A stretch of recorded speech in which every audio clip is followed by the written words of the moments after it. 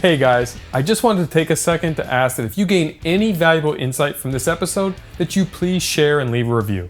We truly appreciate all the support and would love your help to spread the word. Enjoy the episode. Welcome back to the Jeff Fenster Show for another segment of Lessons Learned, where we're going to recap the top 5 takeaways on crushing your competition with Lance Moore. Number 1, develop a champion's mindset. You know, something that I've kind of talked about with other businesses before and something that I've kind of been developing, which hopefully at some point will be a book, I like to call the champion's mindset. And I think we'll get into it, I'm sure, as we go, but there's a lot of it has to do with mentality and you know, not ever allowing somebody or someone to tell you you can or cannot do something, and having self-confidence and having a tireless work ethic. And I think you embody all of those things. Obviously, you wouldn't be here today if you didn't. And, you know, we can talk about, you know, how that relates to being a smaller person and, you know, how that kind of helped propel me into the professional football ranks. But it is something that some people develop over time. It's something that people are born with. But I do think it's an integral part of success, being able to have a strong mind, to be able to, you know, because you're going to face challenges in everything that you do in life. And you know, you and I guess, are great examples of that. Number 2, you're either improving or getting worse. I don't feel like it's the coach's job to pacify everybody. I don't think they are required to tell you it's going to be okay. Right? No, but when they want you, you're a grown man, and you've got to. It's not all going to be given to you when you think it's your time. And I was guilty of like letting my emotions and those moments kind of get the best of me, where I was like, you know, forget this place, like, you know, they don't want to throw me the ball, and you know, I told them I wanted to, and there was like resentment that was built up. But at the end of the day, I was the next best guy, and they put me in. And it just so happened that I didn't get the ball in those games. Yep. But I was playing. You know, it might not have been what I wanted, but I mean, even the next year, like I was a backup again, because all those guys, the starters, not the other 2 seniors, but the starters, those guys were all back. So I was backing all those guys up again. So it didn't quite go the way that I would hoped it would go, but I played more. I got more balls. I scored a couple touchdowns. So it was like there's some progression going on. But at the same time, I was smart enough and had enough wherewithal to realize there's guys behind me now that want to play too. And so I'm going to make sure that I'm putting in the work. And I don't know if Drew said it when you talked to him, but it's old Sean Payton, even Bill Parcells quote, "You're either getting better or you're getting worse." And I truly believe that. And people say, well, what does that mean? Like, what does that mean? Like, okay, you're either working to get better and improve, or you're getting worse. And you're not actually physically getting worse. But guess what? Everybody else is working. So where you fall on that spectrum is going to be lower than it was when you decided you weren't going to work anymore. Well, average moves. 100%. Average moves up. And you stay the same, so by default, you're worse. Yeah, you're average. You're worse. And so I have always been like, okay, I gotta keep working. Gotta keep working. And that was what I did. And my junior year, I led the country in catches. And my senior year, I was one of the top guys in the country. I was a academic All-American first team, and I was an honorable mention All-American on the field. And it's now obviously a lot of things have to go right. You got to be healthy. You got to you have to stay in good graces with the coaches and the team. But you can't give yourself the opportunity to do that if you don't put the work in. And that was something that I always did in school, and just because I was like, I want to be great, and the only way that I'm going to be great is to continue to work. Number 3, be prepared when the opportunity comes. Some guys are, I'm going to do this last minute. I'm not a last minute type of guy. I'm going to do this now, and I'm going to continue to do it, and I'm going to do more because I want to be able to be prepared if and when that opportunity comes. Well, I mean, that's the definition of luck. Right? It's being prepared when the opportunity comes. That's luck. That's how lucky guys get lucky. Yeah, which to me is not even really that lucky. It's like you were ready. Yeah, well, of course. But that's the definition. Yeah. Luck is when preparation meets opportunity. For sure. And the luck part is you have to wait for that opportunity. Yeah. But well, yeah, because you can't give the opportunity to yourself a lot of times. Correct. And so But you can be prepared. 100%. And that was like, control what you can control. I can't control whether the Browns are going to call me back. I can't control whether my childhood favorite team, the 49ers, believe it or not, is going to give me an opportunity. Or if anybody from the 49ers was at the Browns scrimmage when I had three, you can't control any of that. But I could always control my effort. I could always control, my energy. What am I putting my energy to? I can control how prepared I am. Your attitude. I can control my attitude for sure. I could be bitter. I could be angry. I can go in the tank because things aren't going the way that I think that they should be going. Or I can get back to work and I can try to do all the things that I can to make sure that I'm ready. Oh, and by the way, I can go to class and I can buy groceries for the house. Like there's just like not limiting myself to just that football thing, I think was helpful for me in kind of getting cut. Hey everyone, just wanted to take a second to say how incredibly grateful we are for all of our listeners, and I want to hear from you.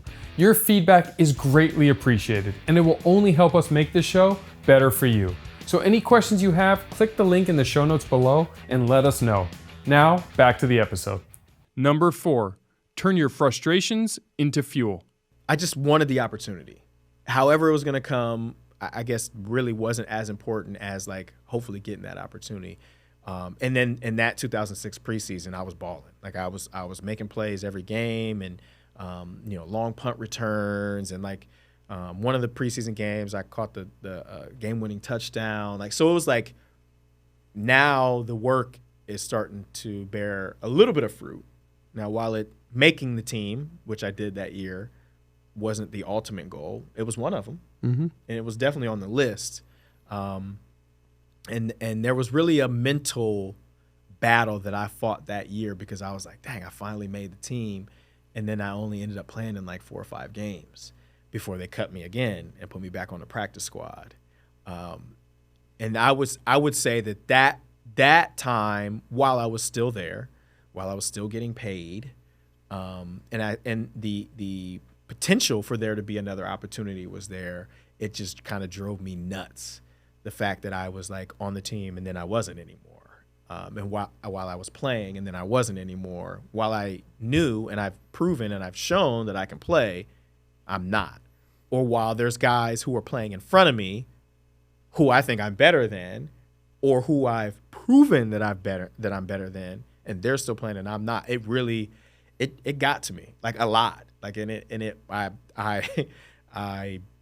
kind of really didn't know how to deal with that type of emotion. So what'd you do?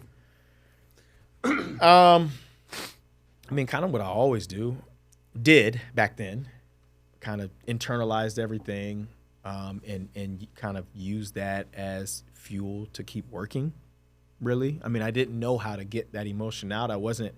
Did you ever think of quitting? No. Never entered your mind? No, I don't think so. I mean, not during that time. There were times later in my career where I was like, I don't know if I want to do this anymore.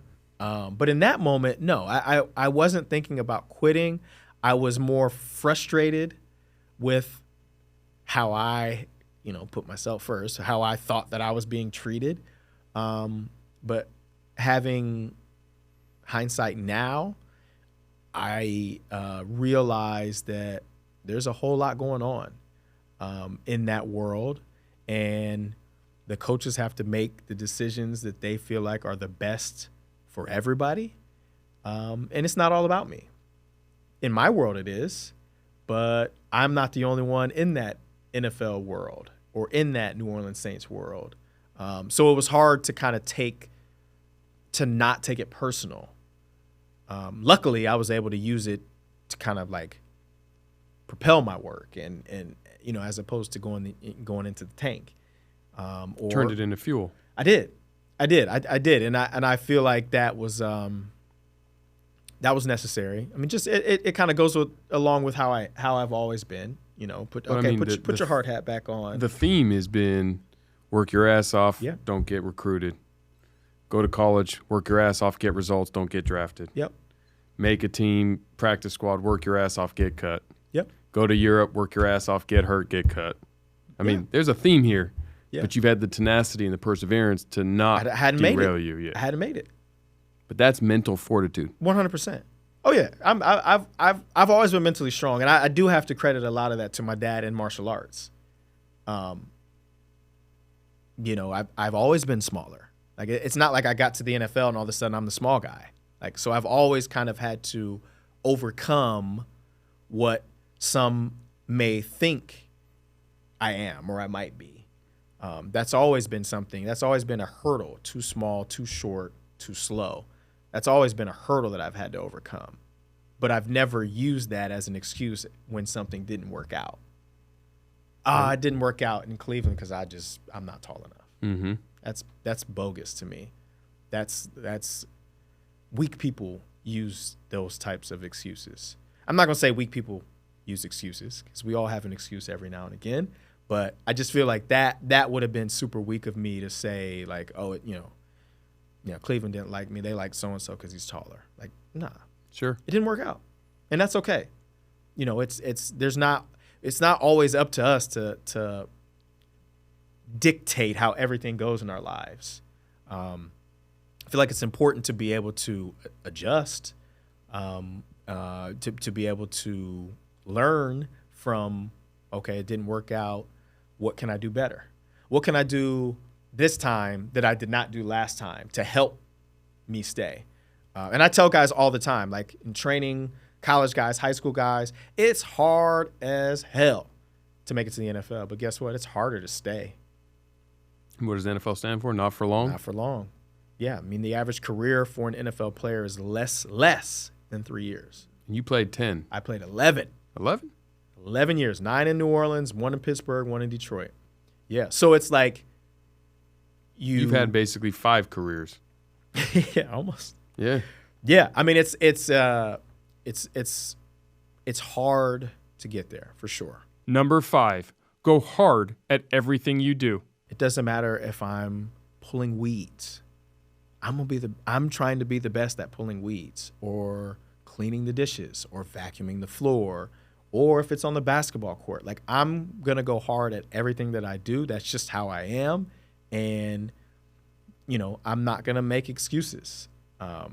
That's kind of how I've lived my life, and that's what, kind of got me to be able to do the things that I've done. So why would I get rid of that once I'm done playing football? I feel like it's ingrained in me. It's a part of who I am, and I don't think anything would ever stop that. There's obviously been a little bit of time in between, now and when I've stopped playing football, but it's been good to kind of experience the things that I have in scouting, dabbling in coaching, as well as being in the media now, working as an analyst for one of the stations in New Orleans, as well as doing some digital media stuff for another company in New Orleans. I tell my wife all the time, I don't have a 9-to-5 job, but I work hard at everything. Yep. Because I want to be great at all the things that I do. Well, earlier you'd mentioned champion's mind. Mm-hmm. What does that mean? I think a champion's mindset to me doesn't necessarily mean championship trophy. Doesn't necessarily have to have anything to do with sports. To me, a champion is a successful person. Obviously, I love to play on words with me being a former athlete, but we've talked a lot about the mindset, and it's a workman's mindset, the hard hat mindset. It's about developing if you don't have it, or having confidence, self-confidence. It's about figuring out why you're doing what you're doing. And there's, a bunch of different things that I go into in the program. And but I think we've talked about a lot of it. If you don't have that self-confidence, you don't think you can do it, just tell yourself you can do it. Like, a lot of it starts there. Fake it till you make it is just not some silly quote. Like, it works. And sometimes people just need a little help. And I think that being able to share that with people is big. And like I said, I'm trying to find the time to write a book, like you did. Just did that, yeah. Like you did, but yeah. I mean, it's there's a lot of things that go into it, but I think it's a mentality. It's the right type of mentality, and I'm not saying that you can't be successful without having all of these things, but I think having some of these things will help you to potentially be successful in your life, and whatever that is. Well, success to me is formulaic, and the definition of that formula for you is clearly demonstrated success, because all of the roadblocks and challenges that you encountered that could have been the end of the story. Oh, yeah, I almost made it to the NFL. I went this far and I got cut. Or I almost played college football. I went this far, but I didn't get that. I hate those stories, by I the do way. too.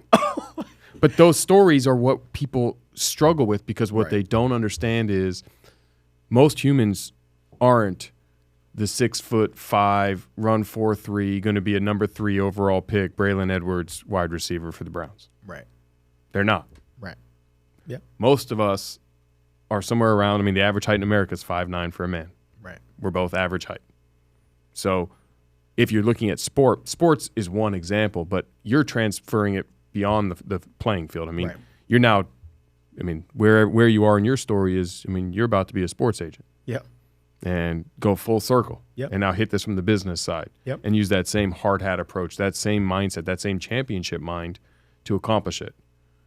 And I am beyond confident that it's not a matter of if, it's when you have a successful sports agency practice. Yep. And I'm sure you have that same mindset as well. 100%. Thank you for listening to another segment of Lessons Learned. I hope you learned as much as I did from our special guest, Lance Moore.